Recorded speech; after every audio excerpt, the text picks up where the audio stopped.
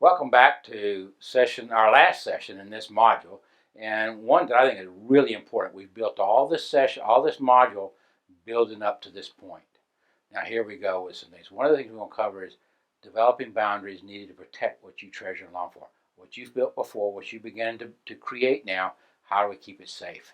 And then covering appropriate consequences or backstops to each of your boundaries. In other words, if this boundary is violated, what are you going to do?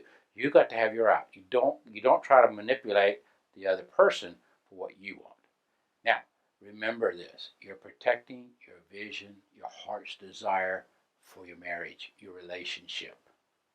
And so what is it you're treasuring? You're keeping it that way. The more boundaries you put in place, the lower the anxiety is.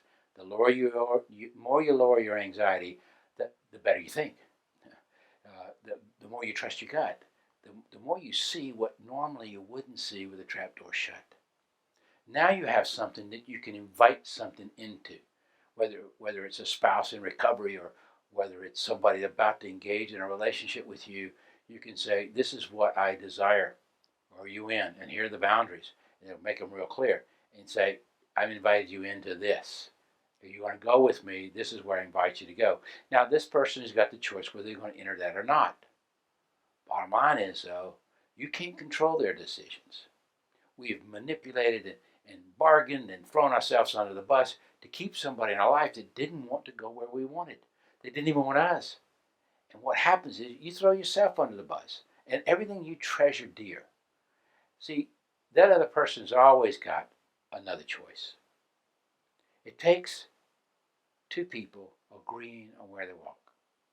Amos in the Old Testament, one of the minor prophets, said, how can two walk together unless they agree? You can't. It's a given. It's a given. And you can control what the other chooses.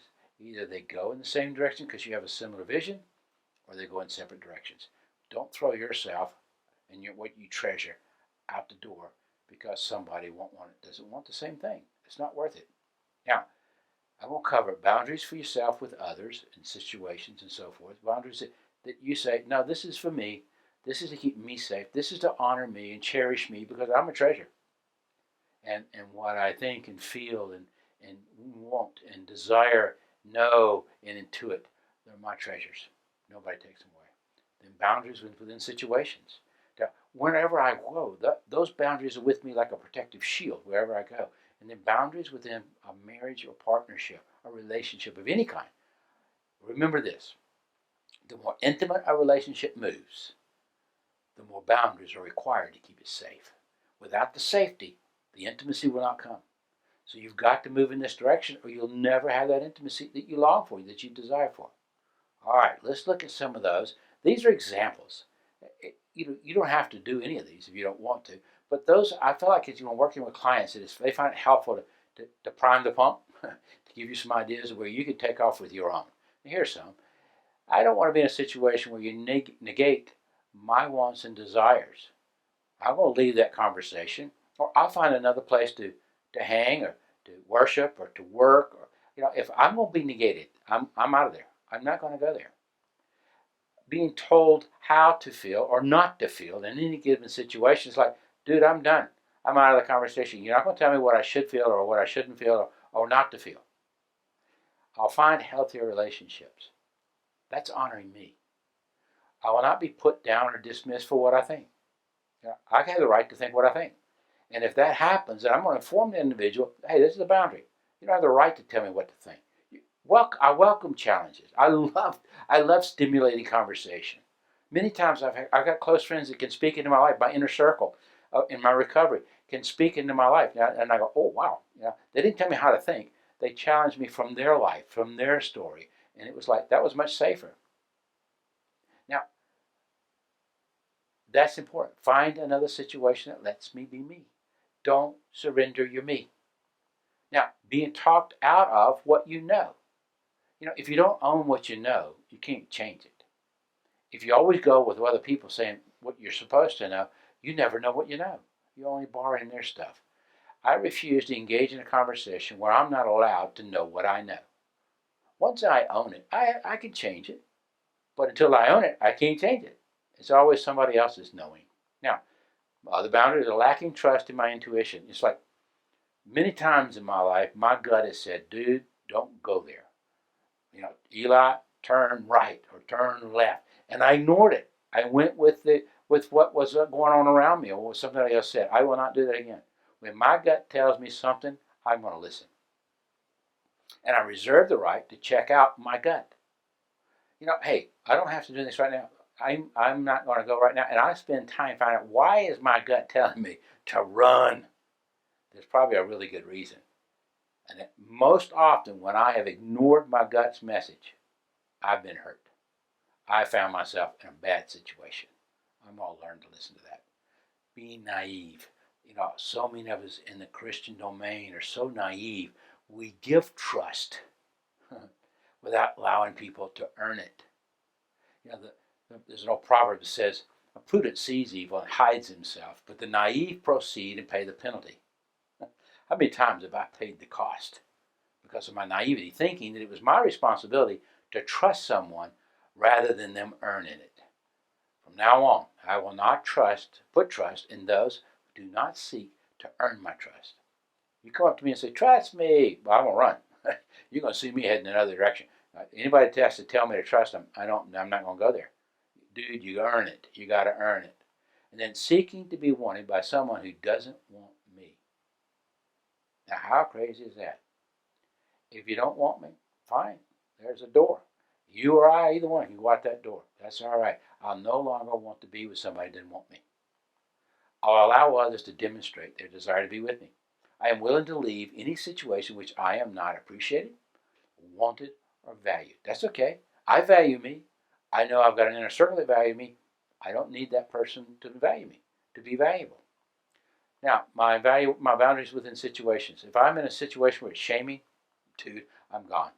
I'm going to get up and walk out. If I'm in a church and some preacher just beating a stew out of me, I'm gone. And I have gotten up out of a number of churches where I felt abused. I've been slammed and beat up and everything else. I don't need that. I do that myself.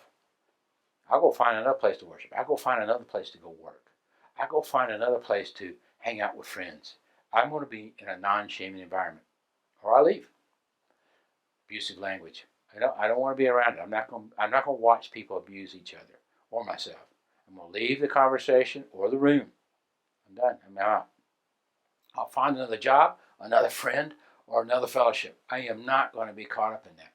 Disrespecting. If I'm being disrespected, everything all the way down to sexual harassment, if I'm getting dissed, I'm going to inform the individual, hey, that's disrespectful.